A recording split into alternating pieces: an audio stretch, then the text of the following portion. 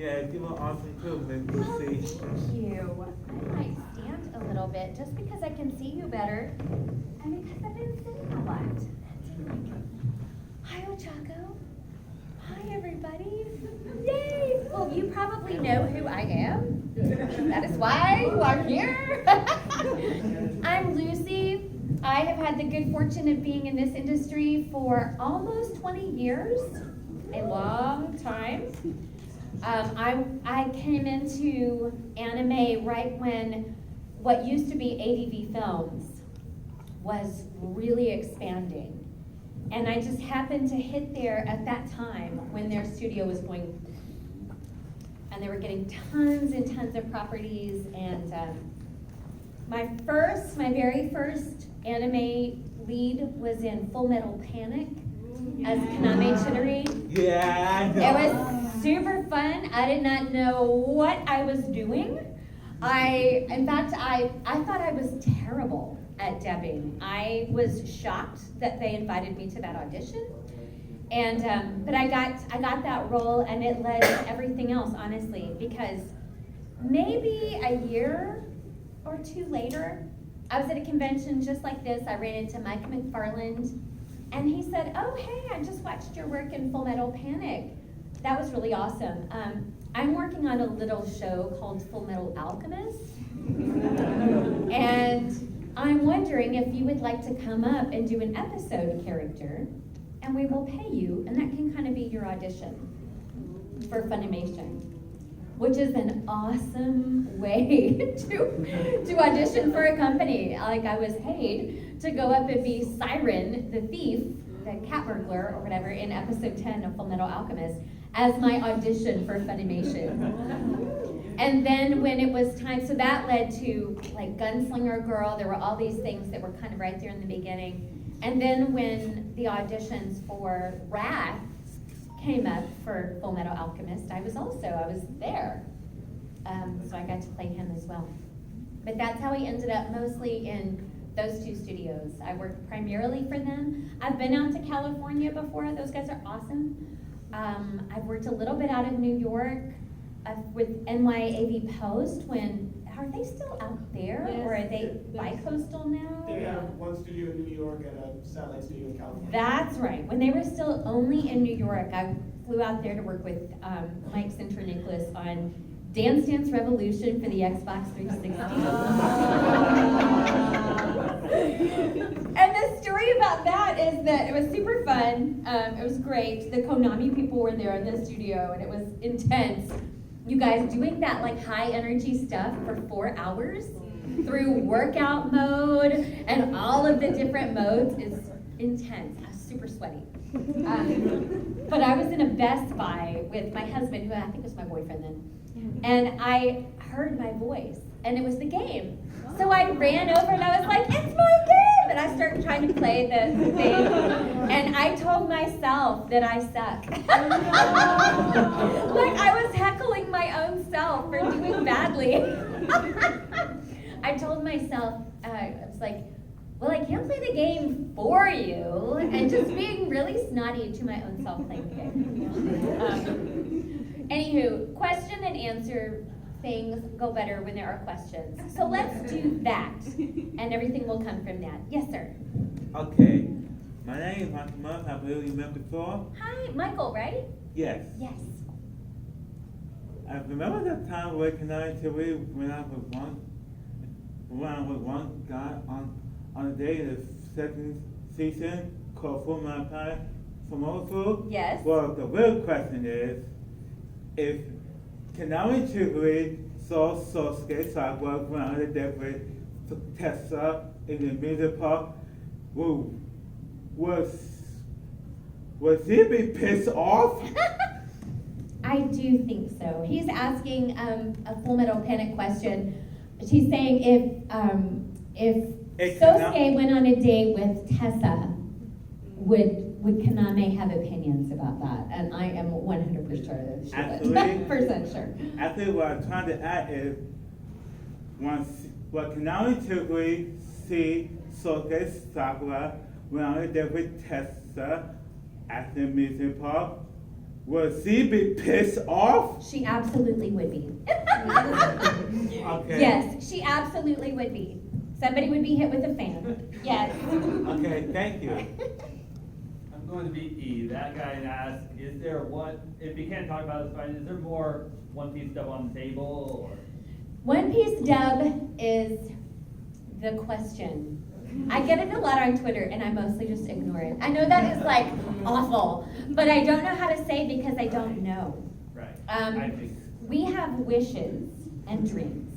But as far as I know, that's all they are wishes and dreams.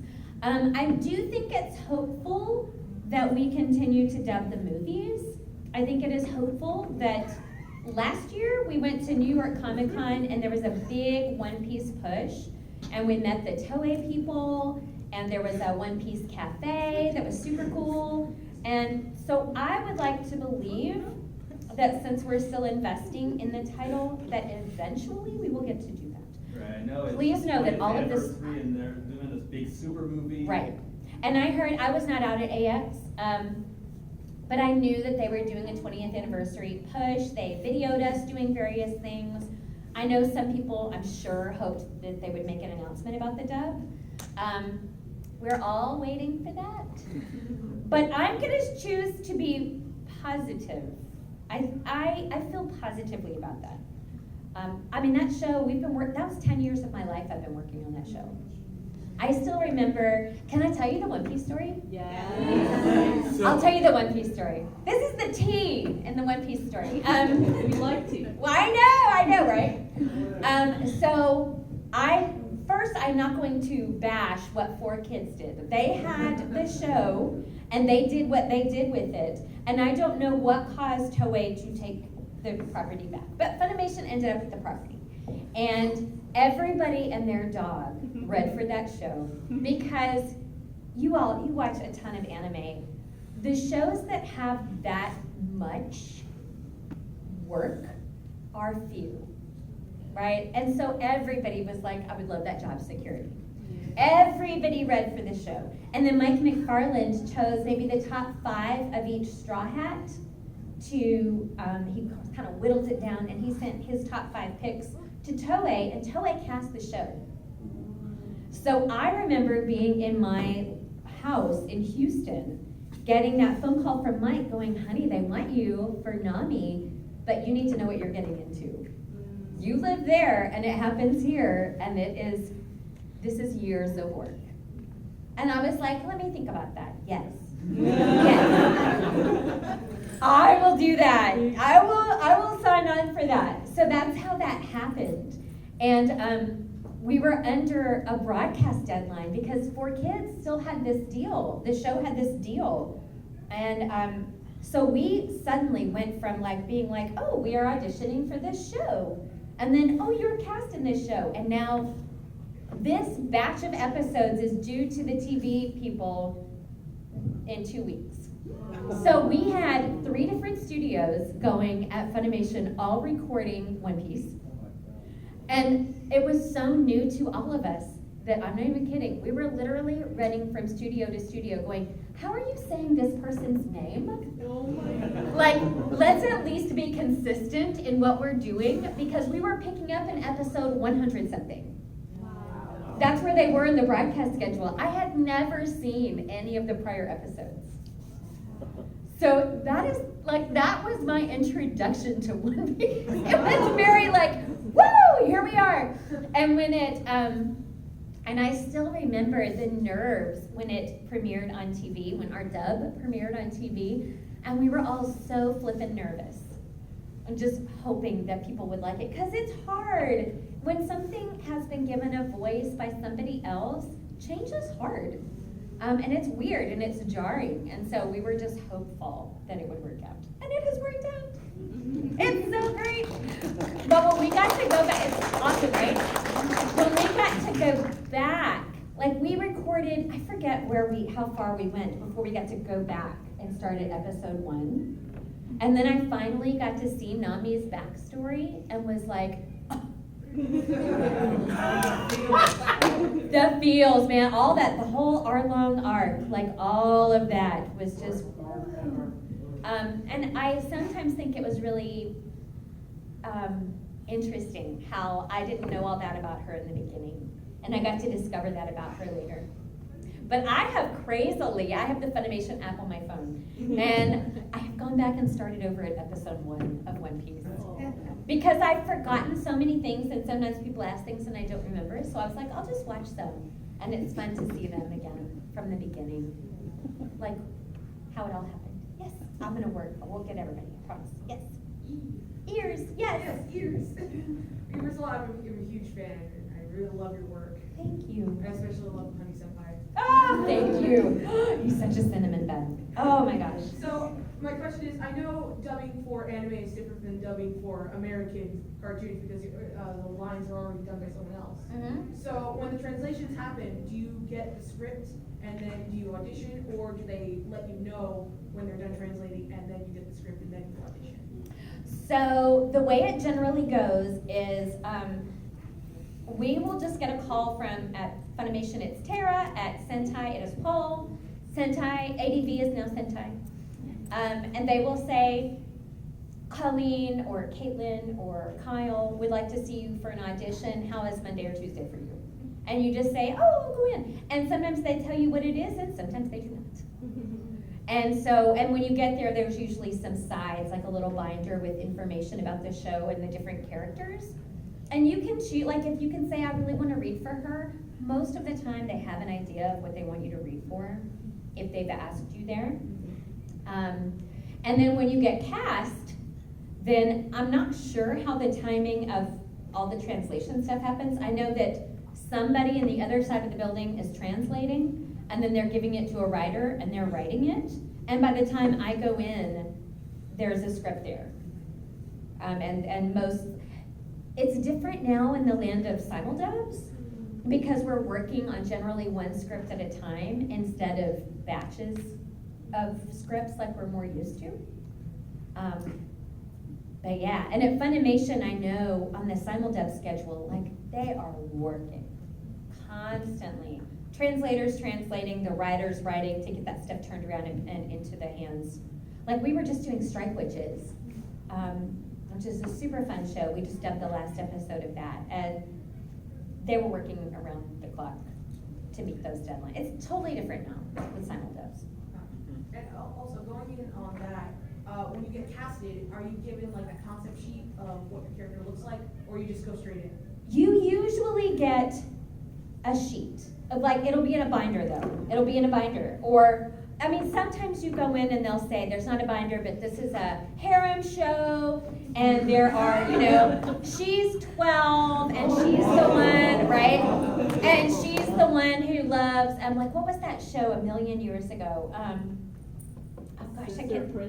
Sister Princess, was that the one? I had glasses, I think, and she's young, and she's kind of a Sherlock Holmesy little girl, and they'll give you things like that. They'll give you general age, they'll give you this stuff, and they'll show you what she looks like.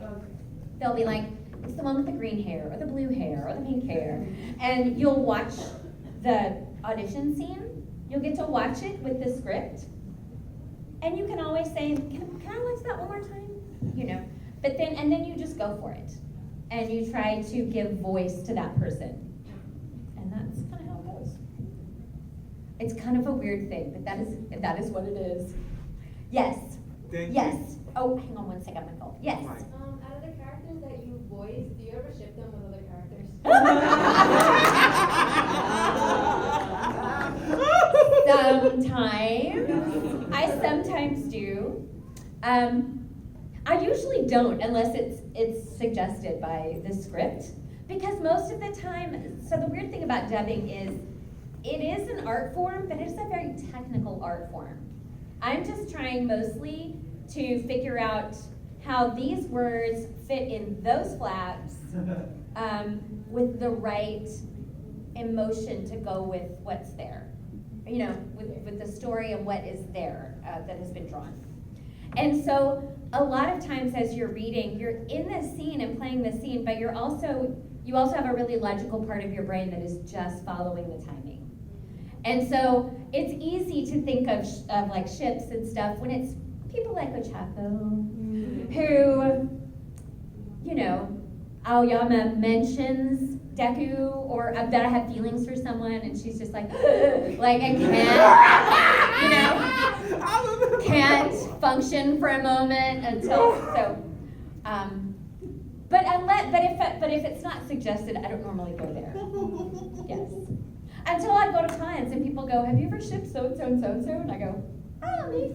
Although I will say, somebody asked me if I shipped Nami and Sanji, or actually they said, do you ship Nami and Sanji or Nami and Luffy? And Colleen and I were both like, Luffy does not ship. Unless it's like meat. He might ship meat. But I think Nami wouldn't ship anyone. I think she is fine. I think she would be like, I am feeling affectionate tonight. And now I am done. Like, let us go plunder now. Yes. Yes. Yes. Hi. So How was your singing? I did really, really well. There was a huge reception and somebody gave me a gift and I cried. Oh, that's awesome. That was so sweet. Good So job. thank you so much for the good luck, by the way. Oh, It you really, got it. really helped me. You got it. Thank you. Thank And I had a question. So, what was your favorite comedic role, dramatic role, and what's your process of creating a character? My favorite comedic role might be, I was a terrible teacher in a show called Azumanga Daioh. And I loved her. Her drunk scenes gave me life. It's just hilarious, that show. And my favorite dramatic might be, there's so much drama. Oh my gosh. Dramatic. You know what? I'm gonna go with one that I don't say very often. There is also a show that, it was in the Canon family called Air TV. And it's so good. And I play a mother in that one. And she's also kind of a mess. And I say those because they're not the norm of what I play. I play lots of super fun girls and boys. But those were kind of different for me at the time. And my process is generally, I stay real loose about my work. I tend to not have really hard ideas about who people are or what they should sound like. I want to be open to take advice and direction from the director. They always have an idea of what they want and what they're looking for. And so I don't actually do funny voices that much, but what I am good at is taking some words and looking at a picture and making the words sound like they're coming from that person. And that is all I really care about, that seems to go together, that it makes sense. And it's just a kind of a loose process. I just try to go into the booth really open to that. You also have to kind of be willing to sound a fool. Like sometimes you're just gonna sound a little ridiculous until you find what's going on and have to kind of be fine with that, you know. Yes? Yeah, so what do you think about the Full Metal turned to a live action Japanese movie? Is that happening? I mean, Did it happen? Is there a Full Metal Alchemist live action movie? Yeah. Why don't I even know that? It's on Netflix. Is it on Netflix? This guy is like, no, don't watch it. It is good. No, you are killing me. Okay, I will check it out and report back to you. I think that's interesting. I get it, right? Yeah. I think there is something to the fact that you guys, the market, has driven anime so much that studios are paying attention and they're going, oh, hey, let's turn this into a major motion picture. You know what?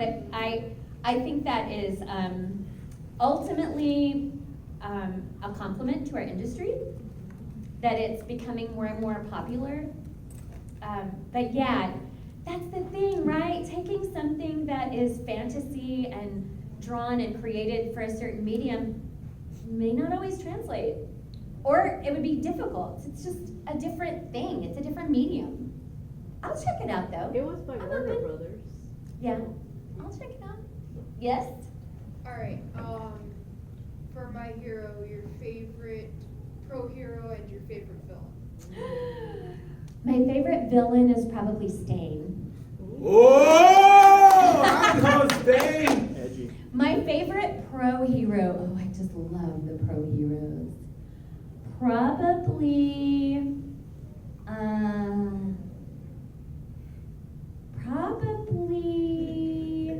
I really love them all for different reasons. Well, Mr. Aizawa is my favorite. He's my favorite. Yeah. But they all have, so that's, I'm just gonna tell you right now, this is what I love about our show. I think my hero, besides the fact that it's just a great show, the message of my hero is such a positive one and resonates. I think it's part of why it's so popular, because what it says, what the show says is, you may have the weirdest little quirk, you may not be All Might, or whatever, it may be something, but there is a space, there's space for you. You have something to do here, right? You matter. Your gift matters, and it's worthy of pursuing and exploring and valuing and elevating and all of that stuff. And I think you see that in the in all the heroes, with all of their differences and how they're good at their thing, you know? And I like it when they're like, oh, we're battling this huge monster. We are not right to battle this one. I hope someone comes along who has the right skill. And that's like life. That's like teamwork. You know, we're not all good for the same thing. And I love it. Yes. In the back, you, sir, muscle man shirt. You. Oh no, you're looking behind you, but I mean you. Yes. Me? Yes. Okay. No, I'm sorry, Michael. I'm so sorry, Michael. It's okay. I'm just going back. I'm trying to let people answer who haven't asked yet. Okay? Or It's asked. all right. Yes. Which arc of One Piece, I have many questions, but this one is probably the one that I've been pondering just a few minutes ago. What's been your favorite arc of One Piece to do, and what's your least favorite one that you've done? Oh Lord. Well, Arlong was my favorite. Hated that one, hated all along. Well, yes. So for different reasons, right? So he's awful. There was a lot of rough about that. But because I had none of that information about her, it was all a revelation. It was just and I couldn't wait for it to be over. Do you know what I mean? I was like, please resolve this. And let's all be free of this. But I was just super invested in it. And so I'll say that it's, well, probably my favorite and my least favorite. But I'll tell you, one of my other, I'm not sure if I can say like what my least favorite one. You know what I'll tell you though? My favorite character that surprises me, Buggy the Pirate, is my favorite. And I will use the word flashily, like with reckless abandon, after sort of revisiting it in my rewatching of this show. I texted Mike McFarland and I was like, you flashily are giving me life right now. You and your pirate are wonderful. So many of the villains in that show are fan-flipping-tastic. It's so good. And you guys have to understand, dubbing One Piece, at one point, there was a rumor that they were going to try to simul-dub One Piece. And the directors wanted to revolt. Because if you can imagine wrangling enough fishermen and Navy and Marines and townspeople and God knows who else in that world for every week. There's not enough hay on the table. Yes, the One Piece world is a weird anomaly of all of the shows I've ever Weird worked is on. underselling it. Yeah. That's an understatement. Yeah. I'll tell you, even arcs that like directors were like, this is not my favorite, I found really entertaining. I enjoyed that whole arc where they were like where were they? Which arc was that when they were in the haunted island? Yes! I got tremendous joy out of all of that. I thought it was hilarious. Hilarious. Ms. Luci, thank you for answering my question, and I'm looking forward for your future anime work. And hope it turned out wonderful. Thank you, Michael. Take care. Bye, hun. Nice talking to you. And one day, Ochaku will become a great poor hero. I hope so. I hope so. So she can make So her she parents' can lives save easier. people's lives and reach to her dreams. Yes. I like how practical she is. Go beyond. Yes. Go Plus beyond. ultra. Plus ultra, sir. Yes. Take care. Red shirt. Yes. Actually, first off, this was great meeting you at the autograph line yesterday where we had our moment about Rico from Gunslinger Girl. Oh my gosh, yes. And my question is, since with Full Metal Panic, you get to play off Chris Patton a lot, and playing off Chris Patton can be kind of insane. Yes. Especially when he's Yes. doing the street man. But since when you dub anime, it's you alone in the booth. But when you get to hear other people's voices that have recorded before you, you think you play off best besides Chris? Oh, that's a good question. So, Patton and I, our voices were married for many, many shows there for a while. A whole bunch. And that was super fun for both of us. Like, we enjoyed that. I'll tell you, it's always a surprise because the process is so separated out. You never see everybody's work together until you go and find it. And sometimes we don't get a DVD. Like we would have to, I downloaded the Funimation app and became a subscriber so that I could stream all of my heroes, right? I didn't own it all. And so I needed to be able to watch it all. And I've been in this industry 19 years. I was blown away by our dub. I was blown away listening to the work of my fellow actors. They are so good. And that's how it's supposed to be, right? Is when you listen to something, we never have the full picture. The directors are the ones that are driving that whole thing. So I think my voice I've been working with Monica for years and years and years. I've been working with Greg for years and years and years. In fact, if you want to hear like a little trifecta of very not appropriate awesomeness, go find a show called Narama Daikon Brothers. And me, Greg, and Chris Patton are highly inappropriate. It's so good, you guys. It's an anime musical. It's fantastic. Is that the panda one? That's the panda one. The panda love. Just say no to cousin love. All fine. It's fine, you guys. It's fine. Yes, in the back. Yes. Did Alois break your heart? Alois did break my heart. And you know what I love today? There's Alois right there. Today, I had two back-to-back people. One person going, I loved your work, except for Alois, he's terrible. And I was like, I feel you. Like, I can see that. I know where you're coming from. And then I have another person come up and go, Alois is my favorite character ever. He is such a cream puff.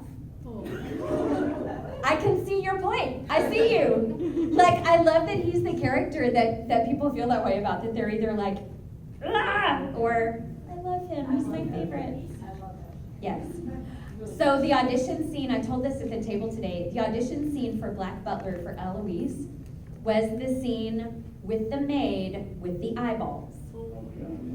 That was the audition scene.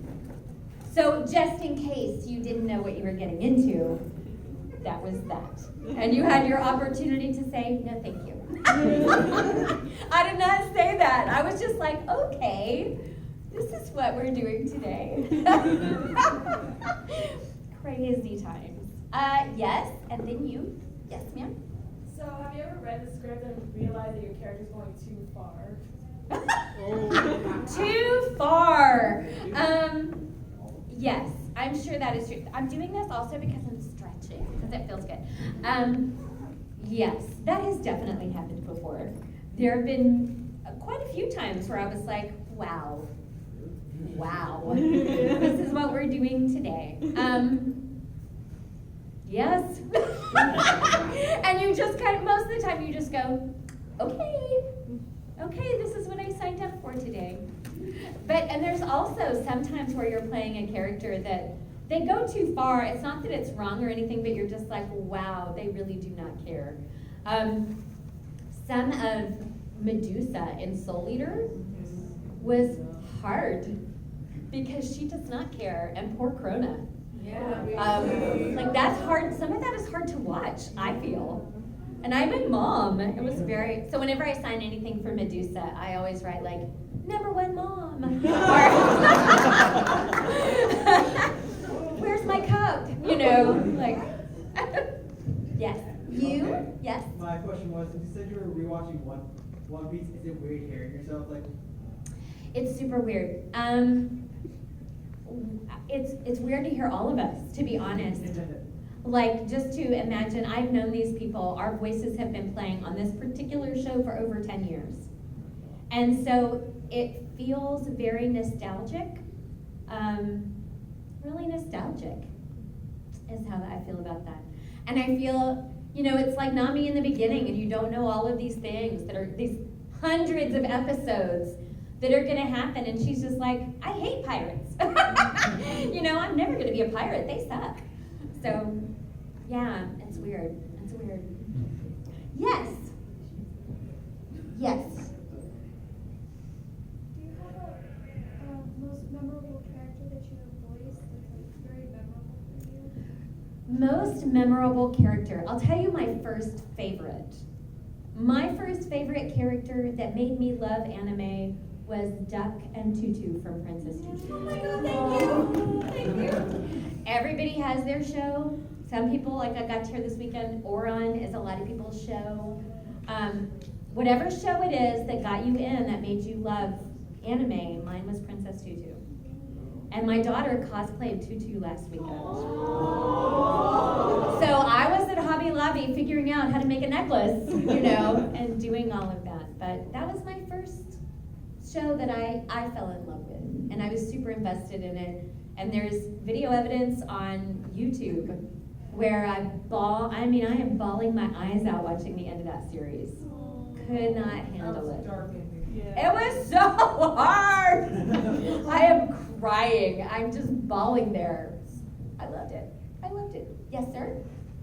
What was the character that you had like the most difficulty voicing? The character that was hardest to voice. There is a weird and wonderful show out there called Magical Shopping Arcade Abanabashi. Yes. And you should check it out. It is a weird show. Super good. Weird is an understatement. Weird is an understatement. It's weird. But Sashi, I play a little boy named Sashi, and he has an accent, and there were many things to contend with. And our director was tough. I love him. We have a great relationship, but he was tough on us. He was tough on me. And he expected a certain level of excellence, and we didn't have that much time. So I was losing my voice while we were trying to get these episodes done. And it's super talky. I mean, it's great. But that was the toughest role. That was the hardest one to do. Although it was also the show that has one of my favorite lines I've ever said in it. For sheer, what is happening? Sashi, there are all these worlds that they visit. And Sashi, they're on this world, and Sashi has to relieve himself, like people do. And he walks to the edge of the world, and sort of lets it go. And you just see sort of the universe, and then this yellow liquid going off into the abyss. And his words are, oh man, there's just something so sci-fi about pissing off into space.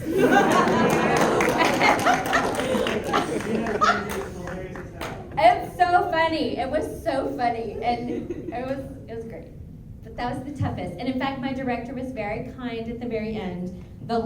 This is how long ago it was. The last DVD, at the end of the DVD, there was this black screen, and it came up, "Rest in peace, Luci Christian's vocal cords." And over it, he put one of my mammoth screams of all this stuff. And it's the toughest. But I'm really proud of the work. It's a great show. Yes, sir? Yes. Yes. Okay. There are 3 people in front of us. Yeah. Alright. First of all, I just want to say, like, awesome. Thank you. I remember, like, one of my first anime I ever watched, knowing that it was anime, was Full Metal Panic. You did Nami, like one of my favorite roles in groups. Thank you. Thank you for But my question, kind of related to that. So you've been in the industry for a long time, so wanted to know what it was like working for ADV back then, because I know it was just like what you said, you're basically married to a lot of the same characters, same people who were playing. So I just wanted to know, like, what's some things that have changed over the years and how, what was ADV like really like back then? Oh, what a nostalgic question. I almost wish Monica was here. So ADV back in the day, and people at Funimation would have their own version of an answer that were in the beginning, right, of these companies. ADV was the most fun place I'd ever worked. It was so fun. It's still my anime home. A lot of the people who run and work at Sentai worked at ADV. We would have so much time. I would get a phone call from Paul that would say, "So honey, we have 25 hours for you for Super Gals, and we're gonna record it all in May. Where do you want to put those hours?" Right? And I would just get out my calendar and I would put 3 hours here, 3 hours, 4 hours here, and we would schedule that out. And that would be for the first volume of Super Gals. Remember that? Remember that, you guys? The first volume. And now, that would be, hey, Miss Lucy, we need you for all of Super Gals, the first season of Super Gals, and it should be about 29 hours. We think we can do it in 20. And we need it done, we're gonna be recording it over these 2 weeks. Oh my God, damn. That is the difference now. It's different. The time is so condensed. And they used to do line counts, like they would do a really low line count. So for people like us, we would go in and finish way early because we could get through many more lines than the average bear in an hour. And it's just a lot more efficient. Some of that is great, but I do miss having a little more time. You know, it's just totally different in that respect now. But yeah, there for a while, like we would just see each other. They had this communal space in the middle where people would just hang out and wait for their session, and we would pass each other in the halls, and it was so fun. They had these video games out there, and the studio just went from this many studios to 8. And I mean, it just expanded so quickly. And when it went bankrupt, when ADV went bankrupt, it devastated a lot of people. I and other people, all of my work was not there. So it did not devastate me, except for the sadness of, but they came back. I mean, that's the thing. They've risen from the ashes as Sentai and are doing some great things. So that's awesome. But it really was, and also because we were looked at as being kind of weird dubbing cowboys because we didn't use any beeps. Everybody uses the beep system. Does everybody know what this is? Or Yes, no? yes. Yeah. We do. This guy's like, I do not. So what they do in LA and at Funimation, they have in the track, for the pre-track, they have 3 beeps. And where the 4th beep would be is where your line starts. So you'll watch it in Japanese first to see what's going on, but then when you go to record it, it'll be silent. And you just know that the track will go beep, beep, beep. And where that 4th beep is where you go, oh my gosh, you got it. You know, that's where your line starts. So ADV has always used the chase method, where there is no beep. They do not take out the Japanese. We are recording over the Japanese. They're underneath, the voices are underneath. And when you see the mouth open, you just start talking. And because now with Pro Tools, the engineer just goes, you know, they put it where it goes. But back when they had tapes and things like that, the beeps really helped with placement and stuff. But now that I work at Funimation, you know, I still will come in late on the beeps every time because I learned at ADV, and I will watch for that flip and flap. I will watch for it before I open my mouth. I'm just trained that way, you know. And sometimes I will ask them to leave the Japanese in for the timing of it because that's how I learned. That's how I learned. they're super cool. Now that there's not as much, there used to be big rivalries. It's not as much like that, I feel. Yes. Was there ever a character that you loved before you knew that it was gonna be picked up and that you were excited to audition for? No. I don't think so. She asked if there was ever a character that I already knew about and was excited, like wanted to voice before it was picked up. And I have not had that experience yet. It will happen to me at some point, I'm sure. But that's never happened. It has to other people. I will tell you this, I've seen that happen to people and they've been bit by it. Because they knew something was coming and they were excited about it and then they didn't get cast. Or didn't get what they wanted. And that is a recipe for nothing good. Because this is the truth. The directors, they never want to work with anybody who's mad at them, and they don't want to ask questions about why they cast somebody or not. And so sometimes it's better to just kind of not know, I guess. It can be helpful. Yes, sir? Yes. So kind of a silly question, but something I like to think about. So say your Wrath Yes. runs into Brotherhood Wrath. And they decide to have their own little confrontation about who the real Wrath is. Who do you think comes out on top? My Wrath! I pick My Wrath because My Wrath, I love him. He had to overcome so much and he just wanted a mom, man. Like, and then he owned that movie when he fought Gluttony. That was like, what? And now it's been spoiled for me. Oh, dang it. I haven't seen it. Well, keep going. I haven't told you. There's many things you should tell me. There are many things. Many, many things. So that's one that in the future, when my girls are old enough, I can't wait to introduce them to the Full Metal world.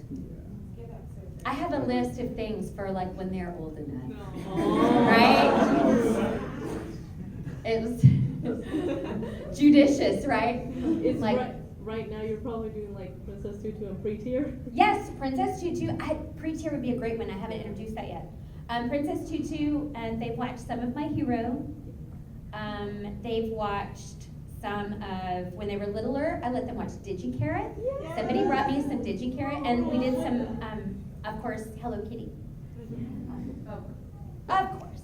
That helps because I like your Wrath more too, but everyone I know has a thing for swords. Yes. So Brotherhood Wrath always takes it for them, and I'm the weirdo. And Brotherhood is awesome. I mean, I'll give it up, even though I'm a sucker for like earlier. I'm a sucker for the old. Yes. How is it for your kids, like hearing your voice in these different shows? My kids are just figuring out what I do. Like they're starting to just understand the larger world of it, I think. But they, like, Mama has a studio at home that I go in to record books and stuff. And so they, I think they're starting to take pride in it. They are very discerning little people. Like, I've ruined them for read-alouds. In fact, I'm a reader at their school. I go and read to the kids at our school.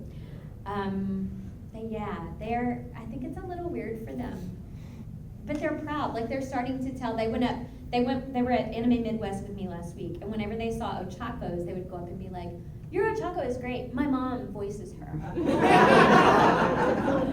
So, and that's a first. Also, we did, there's a sweet show, oh gosh, what is it? Mitsubashi Colors that we did, and we were watching it in Houston they did an Alamo screening, and I took my kids, because that show's all right. And during the Q&A, my own 9-year-old was like, "I just want to say that I think my mom has a real talent for this." And it was surprisingly affirming for me. Like, I got kind of teary, like, I didn't know I needed that, but it was great. Yes? Did you ever have a role that you turned down that you regret turning down? Oh gosh, not that I can think of.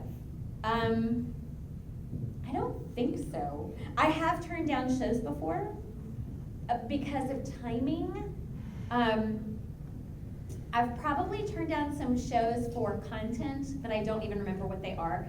And let me tell you, that happens, and it's never a big deal.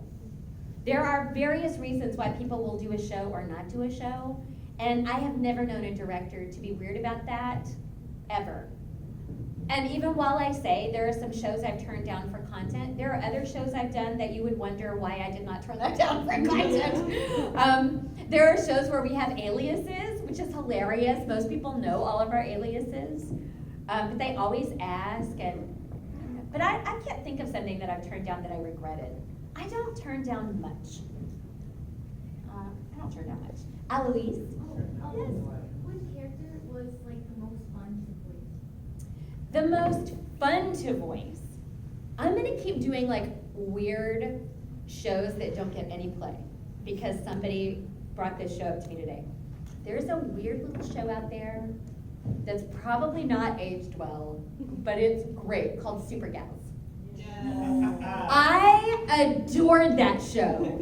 Everybody who worked on that show had it was so much fun for us. And it's all about shopping and turf wars. And like, it is great. It is super fun. I used to watch it to get jazzed to go to conventions back when I first started going to conventions.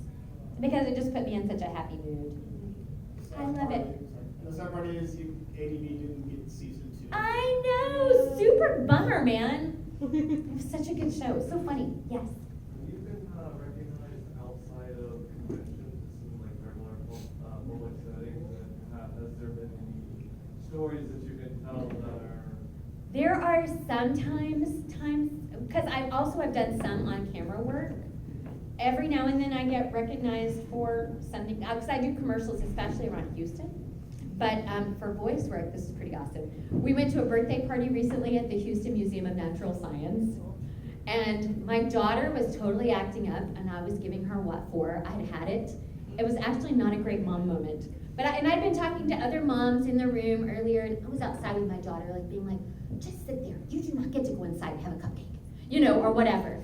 And I sat her down, and I turned around, and there's the lady who's helping with the party, like the museum person, and she goes, did I hear you say you're a voice actor? And I was like, hello. Yes, and she goes, did I hear you say you're in My Hero? Yes, I am. And she was like, oh my God! And there was this moment. But I was not in that headspace at all. That was not what I was giving off at all. Oh man, that was the most recent. That was the most recent one. Yes, sir. Hi, have you ever tried work outside anime? Have I tried to work outside of anime? Yes. In fact, so this is where I get to say that if anime were my only bread and butter, I would not be able to support myself. And especially go back, like I know that everything has become monetized at conventions. And I took a 5-year break and came back to conventions and was like, what is happening? It did not used to be like that at all. And voiceover work is a one and done kind of thing. So My Hero may become the most popular thing ever, but I'm never going to receive any more money from that show than what I did recording it. And so that's the nature of our work. So I have always, I've been a professional actor for 21 years, and I have always had a basket full of goodies, and that is how I do my work. I do anime work, I do commercial work, I do e-learning work, and horrible, boring training videos, and just about anything. I do audiobooks, I have done on-camera work. I used to, before I let go, I was 33 when I let go of my day job. And that was like working at, for a job share team at a Hispanic broadcasting radio station. What? Yes. It was awesome because they knew every job I've ever had was always like, I need flexible hours because I'm an actor. I have to be able to go audition. And I always managed to cobble these cool jobs together. And then when I was 33, I was working for ADV, I was working for Funimation, doing all this stuff. My agency, I had some gigs through my agent that were very regular, and I pried my day job out of my little hands and said, just do it. I think I can do it. That's what I do. And I have some clients who I'm on retainer for them. Like one of my weird clients that I'm on retainer for is this guy. I've worked with him for 10 years. He's out in West Houston, and he does casino spots. Are his bread and butter. There are no casinos in Houston, but he does them for various casinos in New England, actually. Most of them are in New England. Some of them are in Vegas. And it's all those bumpers, like while you're sitting there playing blackjack or whatever, and over the thing, it's like, hey, Thursday in the Suncoast showroom, there's gonna be this cover band, and it's blah, blah, blah. So I'm his female voice. I've been doing that for 10 years. And every month, I have a certain amount of money that he pays me every month to go out there a couple times a month and say things like, Def Leppard. Or pretend that I'm British for some, there's this, what is that? There's some nightclub, and I just put on this really British sounding thing. And he puts on this crazy filter and this techno music behind him, whatever, I don't even know. I'm getting this. But anyway, yes, I have this basket of goodies, and the reason I do is this work is not kind. It is constantly coming and going. We are always hustling for work. And people will come and go for no good reason. They may get tired of my voice working with me for so long, or we're constantly being replaced or said no to. And I have this group of things that I do because if one leaves for a while, I don't want it to affect my mortgage, right? I need to be able to pay for my life and for my kids and all that stuff. And so I have a basket of goodies that sustains me. So that if a company goes bankrupt, I am not sunk also, right? And as a contractor, you just have to work that way and think that way. So, any burning desires? Any burning questions? Oh, this is so hard. Lightsaber. Awesome. If you got your choice of a character from my group, not Ochaku, the voice, who would you pick? Oh! Probably Frumpy. Yes. Probably. Oh, they're all so good. Todoroki. That can be showed up. Yeah. Or I don't know. That's the thing. They're all so awesome. One more. Yeah. Yes. Superman. Yes. What character was most difficult for you to play? Maybe complexity or. I'm going to pick that same one I said a while ago. I think Sashi from Magical Shopping Arcade Amanabashi was the hard. I know, right? Saying that is like a mouthful. It's like you have marbles in your mouth. Yes. So I plan on going into animation, and if I go to Ringling, which is in Sarasota, do you think I might actually be able to work for storyboarding and Funimation? I don't know. Maybe. Try it. Go for it. If not, make your stuff. Make your own stuff and put it on the internet. Make things you're proud of and find a way to put yourself out there. That's something we didn't have that you guys have. I encourage you to do that. Just make sure you like it and you're proud of it, because it will follow you around, right? Yes. Blue. Yes. What was it like voice acting for Lena Lee? Lena Lee! I loved her. I wrote most of the first season of Deep Rain Man. And so that's when I learned that when you're writing for Todd Haberkorn, you have to put more words in the sentence. Because he talks faster than a normal person. I write for him and me totally differently in that show. I loved being her, and I was so glad that they brought that show back. Thank you. What? So happy. Yes, yes, yes. I was wondering if you're going to be at the autograph thing tomorrow? I am. In fact, I'm going to come in early. Me and Jamie. Jamie has been my helper all weekend.